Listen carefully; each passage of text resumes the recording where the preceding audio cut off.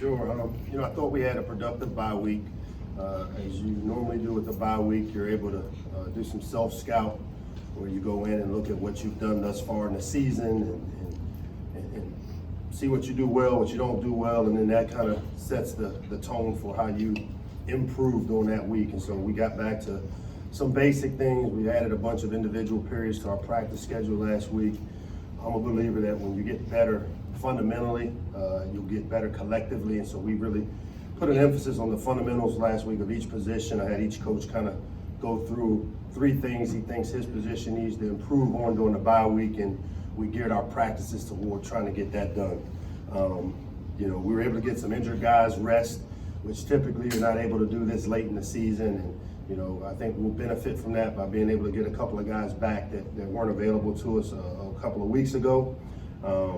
This will be our last game here in the shell, and for us, it's about sending our seniors out the right way. And we've got some guys that have been through a lot during their Maryland football careers here. And to me, as I've talked to our team in total about, I think it's really important that we all make the commitment to doing what it takes to make sure these guys can have a win in their last game here at home. And obviously, we got a good Nebraska team coming in that's fighting for bowl eligibility still, and we've got a lot of respect for Scott Frost and the job he has done as a coach. And it'll be a tough battle, but again, we're excited about the opportunity, and I know our guys will continue to do the things we need to do during the course of the week to be able to go out and send our seniors out the right way.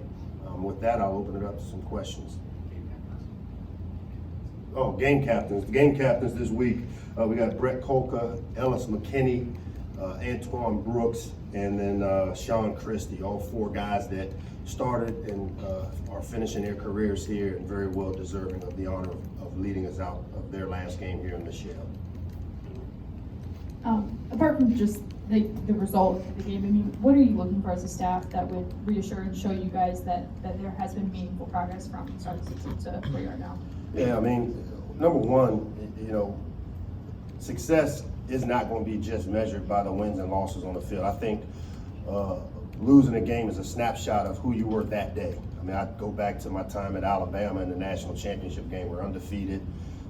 We got beat pretty handily, and I don't think that loss by 30 was indicative of the type of team we are. So I'm a big believer that when you lose, it's a snapshot of who you are that day. And I think we've had some small battles where I've seen us improve. And again, improving for us as a program is about the architecture in which this program is being built on, doing things the right way, having the right habits and behaviors in all aspects. I see a guy like Javon Leak and the improvements he's made, not just even as a football player, but even off the field. So to me, those are the small signs and those are the small steps of progress that I think as we continue to build on the architecture that we're going to build this program with, that those are the small victories that maybe you don't see when you have wins and losses.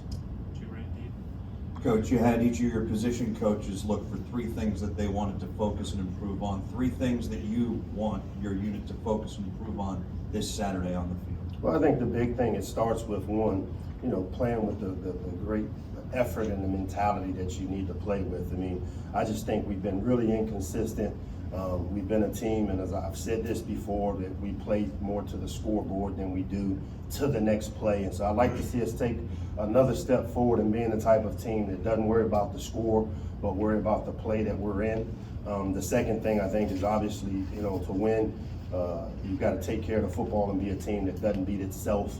And I'm not going to back off of those. That's what it takes to win. And our guys on offense protecting the football and doing a really good job of not helping the other team defensively. That starts with, again, creating turnovers and then trying to minimize big plays, which we haven't done a great job of the last couple of weeks. And then thirdly, I think, playing with a commitment that it takes to win in terms of playing for each other and playing with the Maryland pride that so many of us have about this place. And, I'm more excited today about taking this job than I was even when I got offered the job, because I just know and I see, again, all the little things and the small victories within our program that, again, the architecture in which we're building this thing, it's built on the right stuff, and I'm really excited about it.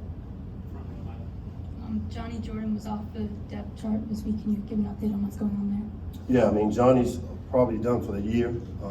He's taking care of some personal issues. He's still a part of our team. He's been in meetings, he's been around, but he has some personal issues that he's working through, and we're going to continue to support him like we do with all of our family members. Coach, I know Anthony McFarland's been battling kind of high ankle sprain on and off this year. It's been kind of lingering throughout the season. What has his kind of morale been like throughout the bye week and just recently, as he probably hasn't had the type of season that he had wanted to have because of that injury, but obviously still a big part of this team and has a couple games here to showcase what he can do? Yeah, I definitely think, having spoken with Anthony, I spent some time with him during the bye week, one-on-one, as I do with a lot of our players. The frustration is there. Obviously when you come into it after the year he had last season and then dealing with a nagging ankle injury that, again, we've addressed, and it's one of those deals where, again, he's not going to be 100% probably until he's able to get extended time off of it. So I know that he's frustrated, and that, but I ultimately know that he's also a guy that wants to see us finish the best way we can, and he continues to come out and practice on it. He continues to push through the injury, push through, the dealing with that. And so, again, I think frustration is probably the biggest thing, and we're trying to continue to just support him, get him as healthy as he can be to be able to go out and try to do the best job he can to help us win. Mike, in terms of the health of the quarterbacks, in terms of Piggy at full strength, and is the plan to go with those guys the rest of the year? Yeah, Piggy and Josh are both at full strength. They both, again, took part in every practice, every period that we've had since the Ohio State game. Again, with us going back to some of the fundamental things that we need to get better at, both those guys have embraced it, and I anticipate both those guys to continue to play for us. Again, I've said it before, I'd love to have a guy that is our guy, but right now it's going to take both of those guys for us to be able to win and to give us the best chance to win, and so we'll play both. And just follow up, is that because you talked about the fact that Lance had gotten him on because of some of the packages that Piggy might have run, now that Big's back, does that mean that Lance would not? We've always had the Lance package involved every week, and we've continued to bring him along and develop him. And so we'll have a package of some things for Lance to be able to do in a game like this.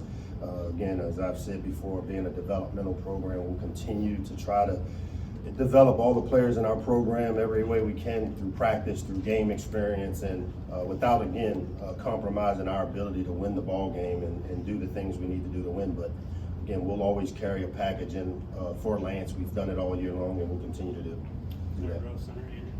Coach, are good performances these last 2 weeks at all important from a recruiting perspective when it comes to pitches or anything like that?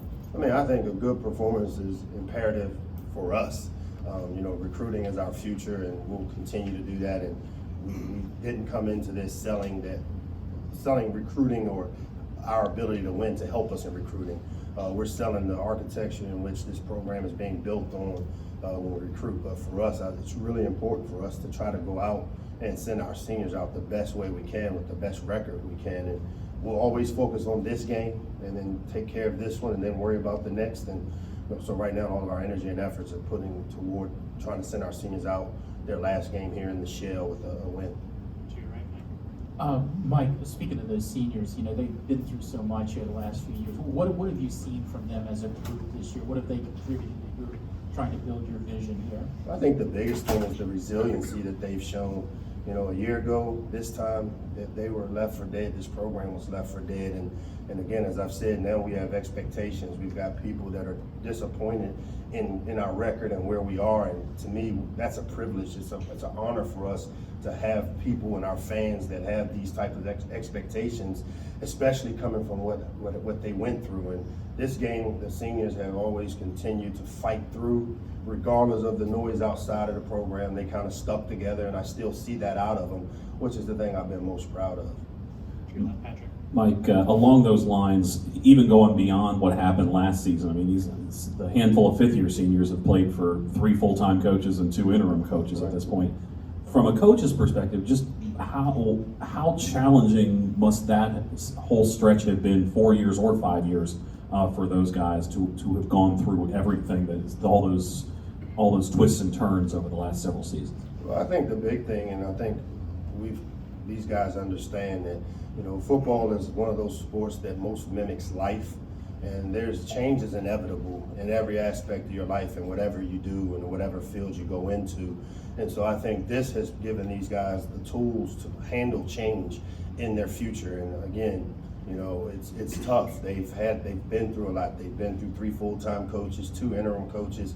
But for these guys to be still standing and still really proud of wearing the Maryland colors and fighting every day and coming out to practice, having a positive impact on the younger players in our program, it speaks volume to the character of these kids. And that's why, to me, as I said earlier, I'm more excited about being a head coach at Maryland now than I was even when I got the job, because of the foundation and, again, the architecture of having been a part of winning championships and knowing what it looks like.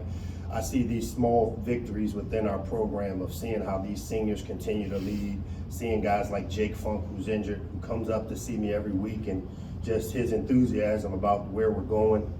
Those are the things that, again, make me excited to be the head coach here. Coach, you started the season with a shutout, but the defense has been suspect lately. Has it been injuries, scheme, the blitzes aren't working? What did you put your finger on during this bye? It's a little bit of everything that you just said. Obviously, injuries play an important factor. When you lose players like Tino Ellis out for the year, and at times, we've had freshmen all over the place on the defensive side of the ball. Scheme-wise, obviously, we've continued to try to put our players in the best position they can to have success. Earlier in the year, we were trying to pressure people because that's what we felt we needed to be able to do to shrink playbooks. With some of the issues we've had with personnel, we've adjusted some of that now. We've adjusted how we play on offense. Instead of trying to play fast now, we're trying to shrink the game. These are all part of being complementary to be able to, again, ultimately do what best gives you the chance to win. And so, I have no problem with our scheme.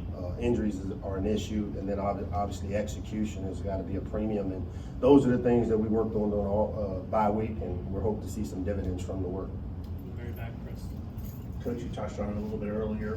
What have you seen from Nebraska on film? What do you expect out of them this weekend? And what do you guys have to do to be successful in this game? Yeah, I think the big thing with Nebraska is, they're a team fighting for bowl eligibility, so they'll have a tremendous amount of determination to try to find a way to get another win. For us, I think it's about us, and I haven't changed our approach from the standpoint that the Terps are the most important piece or part of us winning. And so us doing the things that we talk about that it takes to be successful, which again, minimizing turnovers, minimizing big plays, not having missed tackles, and executing at a high level still are the things we got to do. I think when you look at Nebraska, I think offensively with the quarterback they've had, I know he's battled some injuries, but he's still a big-time playmaker for them. They've got a freshman in Wandale Robinson, who I know well, having recruited at Alabama, that's a really, really talented player who's also a little banged up. We expect him to be able to play, and they want to run the football. So I think for us, we have to, again, get back to being able to stop the run to make them play kind of left-handed per se. For us on offense, it's about our execution. It's about our quarterbacks protecting the football. It's about being able to establish the run, and I think those will be the things we've got to do to win. Take 2 more to your left on. Mike, you touched on the seniors, the fifth-year seniors.